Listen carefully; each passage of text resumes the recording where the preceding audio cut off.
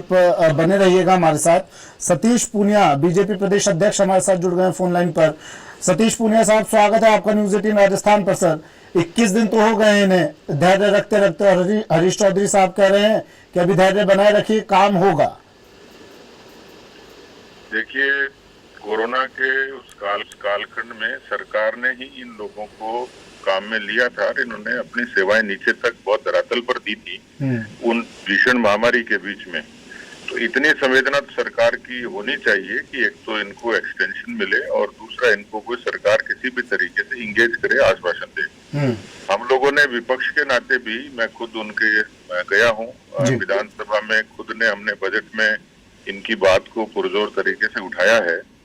मुख्यमंत्री को मैंने खुद ने और मेरी पार्टी के सभी तमाम नेताओं ने इनके पक्ष में लिखा है।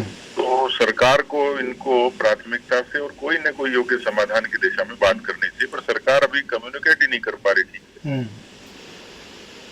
लेकिन सर, समस्या का समाधान क्या होगा? हरीश चौधरी साहब भी हमारे साथ जुड़े हुए हैं।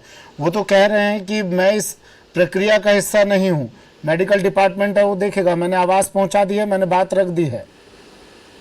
आवाज तो हम भी पहुंचा रहे हैं, पर वो क्योंकि सत्ता के हिस्से हैं और वो इक्वली कॉम्पिटेंट हैं, वो यदि कुछ करना चाहेंगे तो निश्चित रूप से इसमें उनकी मदद होगी। हरीश चौधरी साहब मुख्यमंत्री तो दिल्ली में बैठे हैं, वहाँ पर रणनीति बनाई जा रही है, 2023 को लेकर रणनीति बनाई जा रही है। 2022 तो देख लीजिए पहले सर, 22 में लोग बैठे हैं, सड़कों पर बैठे हैं, ये नजर नहीं आता है क्या सर जिम्मेदारों? मुख्यमंत्री जी को मुख्यमंत्री के तौर के ऊपर उनकी कई जिम्मेवारियां हैं। हाँ बिल्कुल, लेकिन ये भी तो अहम जिम्मेदारी, 28,000 लोग हैं सर। जहाँ भी मुख्यमंत्री जी बैठते हैं उनके समक्ष जितनी भी इशू है, तमाम इशू इसके ऊपर। आप कह रहे हैं कि मैं उस प्रक्रिया का हिस्सा नहीं हूँ, मेडिकल डिपार्टमेंट देखेगा।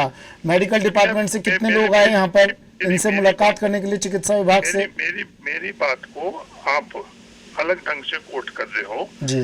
जब मैं उस पूरी प्रक्रिया इन तीनों डिपार्टमेंट के अंदर मेरी प्रत्यक्ष तौर के ऊपर जहाँ फैसले हो रहे हैं उसमें भूमिका नहीं है, मेरे से ज्यादा आप जानते हैं।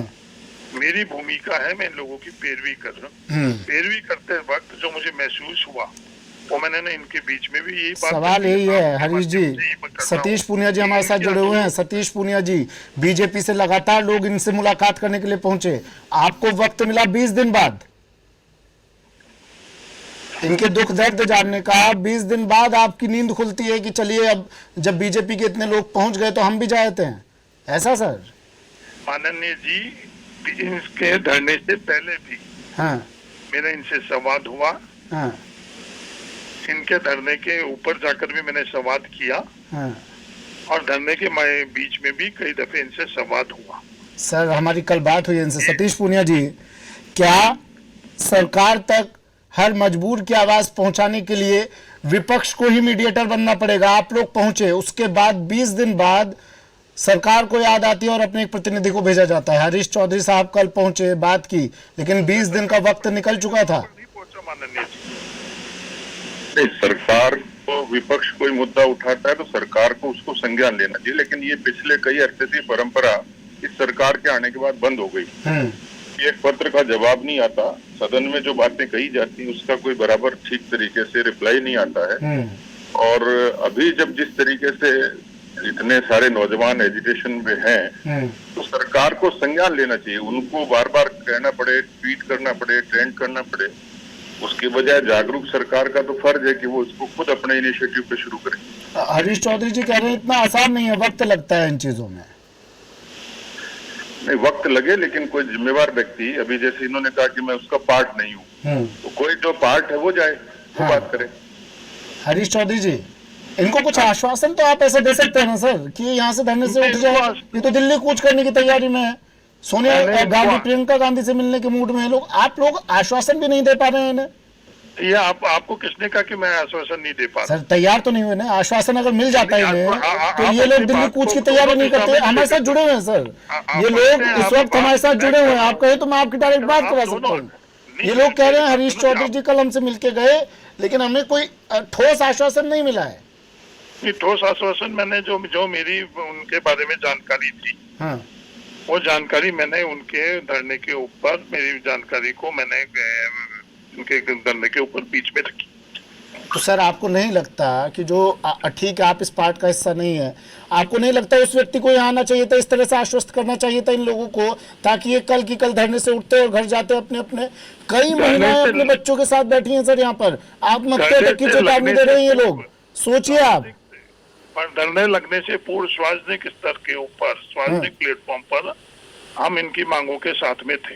हाँ, बाड़मेर के अंदर जो आयोजन हुआ उसके अंदर हम लोगों ने सार्वजनिक तौर के ऊपर इनके आयोजन में पक्ष में बात रखी। सर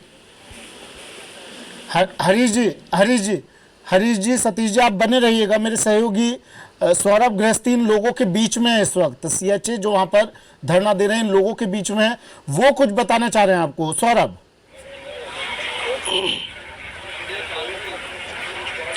सुमित, हरीश चौधरी साहब से ये पूछिए कि उन्होंने आश्वासन तो दिया है, लेकिन क्या ऐसा नहीं हो सकता कि इनकी सेवाएं फिलहाल बहाल कर दी जाएं और जो प्रक्रिया सरकार अपनाना चाहती है वो सरकार अपनी प्रक्रिया अपनाती रहे और इनको फिलहाल बहाल कर दिया जाए, ताकि इनको जो धरने पर बैठे हैं यहाँ से धरने से उठ जाए, अपनी ड्यूटी करते रहे और सरकार जब करना होगा उन्हें जो प्रक्रिया अपनानी है वो आसानी से अपनाती रहे। ये सवाल हरीश चौधरी साहब से पूछना चाहिए। हरीश जी, चौधरी साहब।